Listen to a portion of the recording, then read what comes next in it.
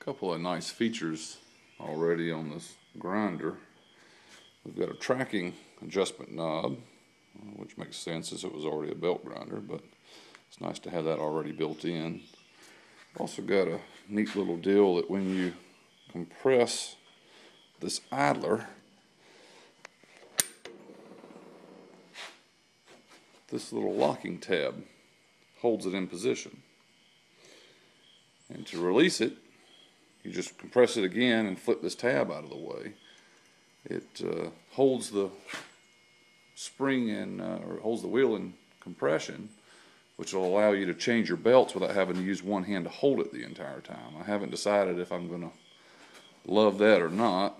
It won't be a big deal to take it off if so, but I do plan on putting a handle like a baiter has, the big long handle where you can get it easily under compression. But it is kind of nice to just tip that down and then have both hands to work on the belt. So hopefully that's going to work out to be a nice little feature. Just got the bottom guard off, and that was a bit of an adventure because although Baldor has a wonderful reputation, they have no method of locking the motor so you can take the nuts off of each end. And the only side that had exposed thread was this side, which was the side I could loosen, but it's the left-hand thread side, which means I'd have had to go produce another left-hand threaded nut to lock with a double nut set up in order to take this side off. So instead I resorted to vice grips and gripped on the spacer washer on the outside of the wheel and was able to get enough grip on it to finally loosen this nut on this side. After that it went pretty quickly. And where I'm at right now is I'm trying to decide exactly where the arm is going to attach. I'm thinking it's going to end up being here and referenced along this top plate like the old tool guard was. That way for some reason I decide to tilt this thing, since this is tiltable, it'll be able to tilt right along with it, although I don't see why I would tilt it, but at least it does give me a good reference line across this flat surface. The only problem is it just has the one bolt holding it in. May have to drill and tap another one. We'll see. That'll be a thing. We'll try it with one, and if it's one isn't enough, then we'll come back and look for a second. I also have the option of giving it compression from this bolt, so this one would pass through. We'll get a longer bolt heel here and pass it through, and then put it in compression from the bottom here, and that'll probably be enough. I really don't want to have to go in and tap this thing. It's just a lot more work. So we'll try to bodge something together instead.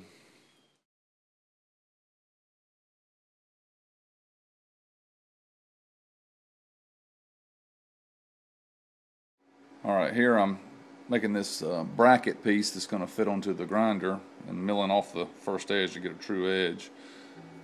Just using a fly cutter here to get a quick cut.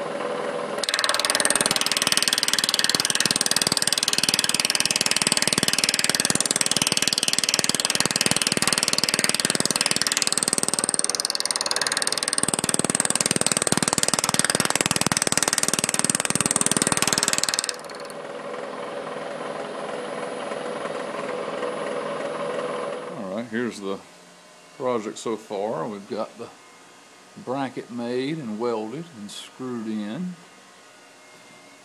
We found out that the cast threads were a little soft, but the grand scheme was to back it with a nut and a washer anyway.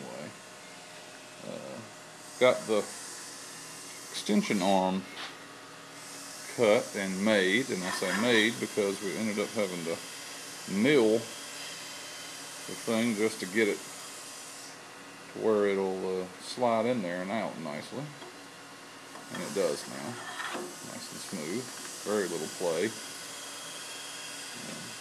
Next thing will be to put some holes and weld on some nuts and then some hand fasteners to be able to lock that down.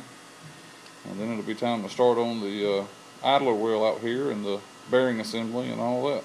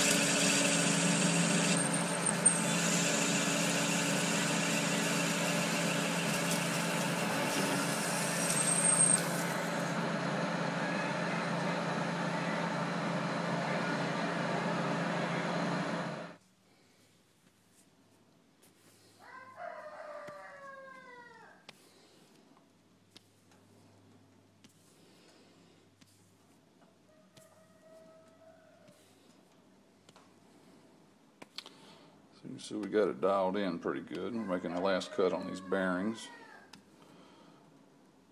Got everything centered up, and make this last cut and we'll be done with this part.